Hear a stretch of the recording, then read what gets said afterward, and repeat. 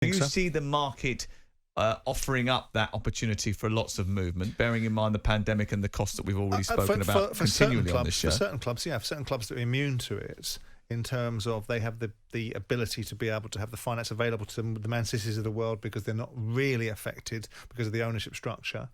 Abramovich at Chelsea, obviously last year you were in the eye of a storm, even worse because you had broadcasters taking money back, you had money being required to perhaps drop down the pyramid. That situation has now settled itself down. You've got fans coming back in. So if they spent £230 million last year, you would expect them to be able to give Tuchel some money to advance the cause. Man City the same. It was interesting to see the previous call of Ernan talk about the Man Uniteds of the world. I think with the arrival of Tuchel, I think it's made it even more difficult for Gunnar Solskjaer to advance beyond where I think he is, which is doing a decent job but not going to win really anything with Manchester United, because you've now got another manager in the mix that he's got to overcome, because it isn't just about the players, it's about the management. And Guardiola and Klopp have been elite managers, and now you've got another real one. You've got Brendan Rodgers running alongside it. I think Manchester United are the ones that are going to have more problems next year, because I still think they've got a fundamental lacking in their dugout, which is they don't have a good enough manager to compete with the elite ones. But I think, of course, there will be. What I'm hoping for is I'm hoping that there will be a suppression of transfer spend, purely and simply because I think the industry needs a reset. It needs a reset economically for everyone's sake.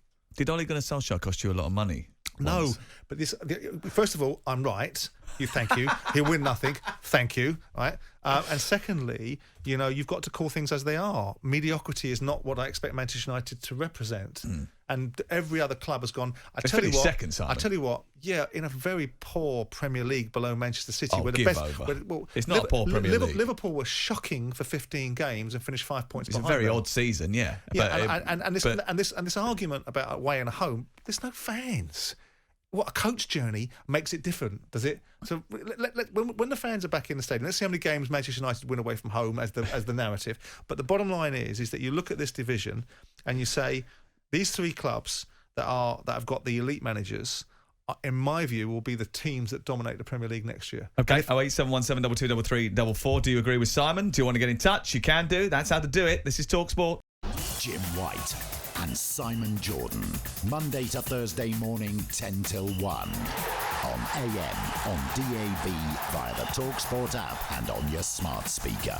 talkSPORT.